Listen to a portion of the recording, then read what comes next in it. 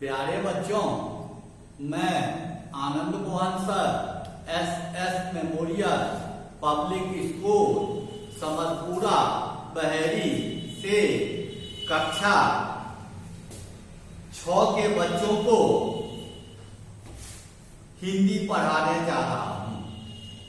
आप लोग पाठ 3 निकालिए। बहुत अच्छी कहानी है। कहानी का नाम है अहंकारी राजा। अहंकारी यानी इसे बहुत घमंड हो, और एक राजा था, वह बहुत घमंडी था, और उसका परिणाम क्या निकला यह इस कहानी के माध्यम से आप लोगों को पता चलेगा। कहानी में मनोरंजन के साथ साथ ज्ञान भी है। पढ़ने के बाद आप लोगों को सब कुछ मालूम हो जाएगा। चलिए कहानी पर ध्यान दीजिए। इस कहानी में जहां जहां कुछ कठिन शब्द है उसका अर्थ मैंने बोर्ड पर भी लिख दिया है, और पढ़ाने के क्रम में आप लोगों को बताता रहूंगा। राजगढ़ में एक प्रतापी राजा राज्य करता था। प्रतापी मीन्स वीर, तेजस्वी। वह बड़ा यशस्वी था। यशस्वी कहते हैं प्रसिद्ध व्यक्ति को। उसके राज्य में प्रजा बहुत सुखी थी। उसकी मृत्यु के पश्चात उसका पुत्र रणवीर सिंह राजगद्दी पर बैठा। वह भी पिता की भांति वीर था। थोड़े ही समय में उसने सभी समीपवर्ती राज्यों को अपने अधीन कर लिया। समीपवर्ती मीन्स नजदीक का, अधीन कर लेना मीन्स अपने अंदर में कर लेना। राजा रणवीर सिंह सूरवीर तो बहुत था, परंतु प्रजा की भलाई के लिए कुछ नहीं करता। वह राजा क्या जो प्रजा की भलाई के लिए कुछ करे ही नहीं। वह निरंतर युद्ध में रत रहता और उन्हीं के विषय में सोचता। उसका काम था युद्ध करना और समीपवर्ती राज्यों को अपने अधीन मिला लेना। नए नए महल बनवाता, हाथी घोड़े खरीदता और आमोद प्रमोद में जीवन बिताता। प्रजा के दुख सुख पर तनिक भी ध्यान न देता। कोई भी याचक उसके द्वार पर आता तो रिक्त हाथ ही लौटता था। याचक मीन्स मांगने वाला। राजा है, उसके यहाँ तो कुछ न कुछ कोई न कोई मांगने के लिए जाएंगे ही, लेकिन जो जाता वह खाली हाथ उसके यहाँ से लौटता। दान पुण्य से उसका लेस मात्र भी नाता न था।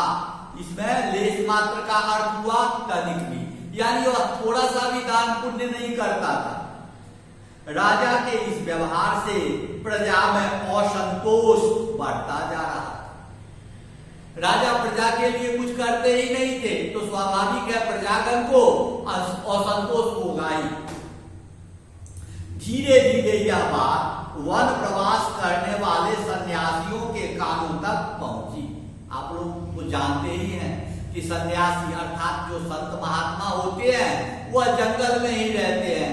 जंगल में ही कुटिया बनाकर पूजा पाठ यज्ञ करते हैं और वही उनका जीवन व्यतीत होता है। तो राजा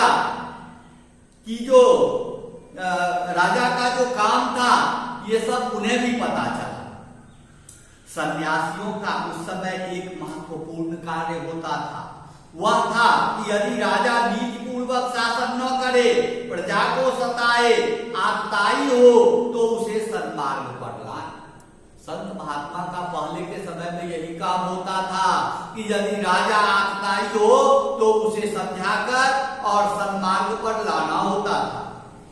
उसे उसके कर्तव्यों के पालन हेतु विवश कर देना। संत महात्मा जो होते थे, यदि राजा आतताई है तो उसे समझा बुझाकर सही रास्ते पर लाना उसका काम होता था। सन्यासियों ने जाकर राजा को समझाया, उसे उसके कर्तव्य की याद दिलाई, परंतु राजा तो अहंकारी था। बोला, आप लोग कहते हैं कि दान पुण्य से स्वर्ग मिलता है, तो बताइए कि हमारे पड़ोसी राजा जिनका हाल में निधन हुआ है वे स्वर्ग में है या नरक में? बताओ, संत महात्मा तो कोई भगवान थे नहीं, उन्हें क्या पता कि बगल में जो पड़ोस देश के जो राजा है वो मर गए, वो कहाँ है, स्वर्ग में है कि नरक में।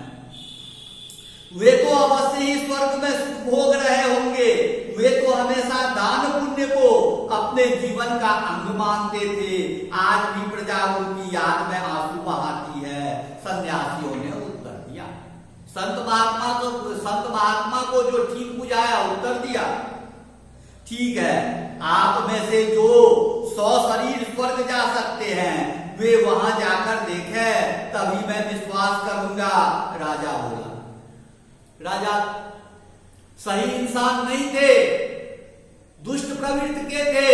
वो सन्यासी को कहते हैं, आप लोग तो संत हो, आप लोगों में से कोई स्वर्ग जाके देखो कि पड़ोस के जो राजा मर गए हैं वह वहां किस तरह रह रहे हैं। राजा की बात सुनकर सन्यासी अत्यंत दुखी हुए। वे वहां से तपोवन अपने गुरु के पास गए और उन्हें संपूर्ण वृत्तांत का सुनाया।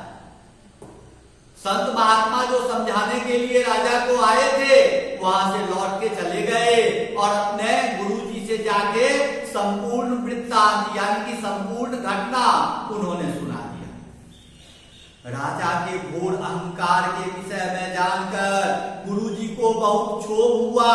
वे तुरंत सन्यासियों के साथ राज दरबार की ओर चल दिए। राज दरबार के बाहर उपवन में उन्हें 2 राजकुमार खेलते हुए थे। गुरुजी के साथ जब संत महात्मा वहां पहुंचे तो प्रवेश करते समय वहां 2 राजकुमार खेल रहे थे। वे सन्यासियों का मजाक उड़ाने लगे, परंतु सन्यासियों ने उन पर कोई ध्यान न दिया। उस संत महात्मा ने विचार किया कि ये लड़का है और अभी बचपना है, चलो हंस रहा है, हंसने दो। उन्होंने सन्यासियों का मार्ग रोक लिया। एक सन्यासी ने उन्हें सांप का भय दिखाया तो वे डरकर भाग गए। दरबार में जाकर गुरुजी ने देखा राजा अहंकार पूर्ण मुद्रा में सिंहासन पर विराजमान था। उसने गुरुजी को देखकर भी अनदेखा कर दिया। इस पर गुरुजी को क्रोध आ गया। गुरुजी ने अपने कमंडल में से जल लेकर राजा की ओर छिड़कते हुए कहा, तू उनका अपमान करता है जो तुझे भलाई के मार्ग पर लाना चाहते हैं। जो राजा प्रजा पालन में उचित भाव नहीं रखता, गरीबों और असहायों का रक्षक नहीं होता, उस राजा को अपनी करनी का फल अवश्य ही भोगना पड़ेगा। गुरुजी ने श्राप दे दिया। अब तो पड़ोसी राजाओं की चिंता छोड़ और स्वयं को नरक की अग्नि में जलता देख। और यह क्या, राजा बुढ़ापे का जर्जर शरीर पाकर नरक की अग्नि में जलने लगा। उसकी पीठ पर यमदूत कोड़े बरसाने लगे। सहसा गुरुजी उसके सामने प्रकट हुए। वह गुरुजी से प्रार्थना करने लगा कि वे उसे क्षमा करें और इस नरक की आग से निकाल लें। गुरुजी ने अपने कमंडल से जल लेकर उस पर छिड़का तो वह अपनी पूर्वी स्थिति में आ गया। उसने गुरुजी के पैर पकड़कर क्षमा मांगी और सभी सन्यासियों की ओर हाथ जोड़कर प्रार्थना बड़े स्वर में बोला, आप जैसा चाहेंगे मैं वैसा ही करूंगा। उस दिन से राजा ने अपनी जीवन शैली बदल ली। वह प्रजा की भलाई में रहने लगा।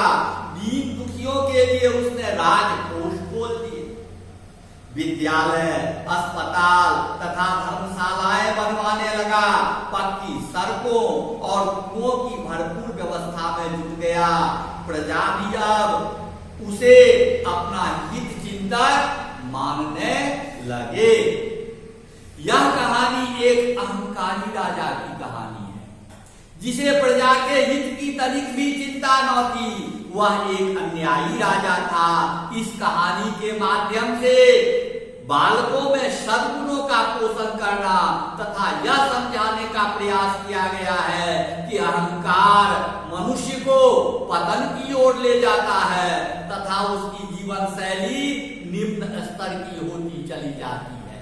प्यारे बच्चों, इस कहानी को आप लोग 2-3 बार पढ़ेंगे, बहुत मजा आएगा, साथ ही साथ ज्ञान भी इससे प्राप्त होगा।